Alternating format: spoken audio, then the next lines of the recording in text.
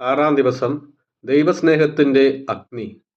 വിശുദ്ധ അമ്മത്രേസ്യായുടെ ജീവിതത്തിൽ ദൈവസ്നേഹത്തിൻ്റെ അഗ്നി കെടാതെ ജ്വലിച്ചിരുന്നു. അമ്മ ഇങ്ങനെ പറയുന്നു: ദൈവത്തെ ഞാൻ സ്നേഹിക്കുന്നു, അതുകൊണ്ട് ഞാൻ മനുഷ്യനെ സേവിക്കുന്നു എന്ന്. അമ്മയുടെ ഹൃദയത്തിൽ ജ്വലിച്ചിരുന്ന ദൈവസ്നേഹാഗ്നി ഒരു അനന്തമായ പ്രകാശമായി ലോകത്തെ മുഴുവൻ ചൂടുപിടിപ്പിച്ചു.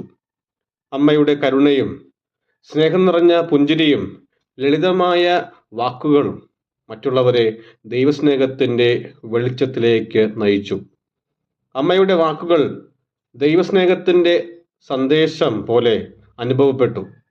ദൈവസ്നേഹത്തിൻ്റെ അഗ്നി ഹൃദയത്തിൽ കത്തുമ്പോൾ അത് നമ്മുടെ പരിസരത്തെ മാറ്റാൻ കഴിയുമെന്ന് അമ്മത്രേസ്യായുടെ ജീവിതത്തിൽ നിന്ന് നമുക്ക് മനസ്സിലാകും.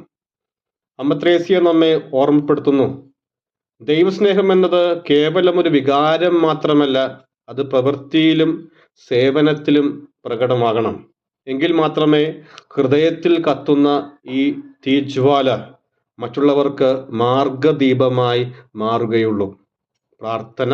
കർത്താവേ, വിശുദ്ധ അമ്മത്രേസ്യായുടെ ദൈവസ്നേഹത്തിൻ്റെ അഗ്നി എൻ്റെ ഹൃദയത്തിലും തെളിയട്ടെ.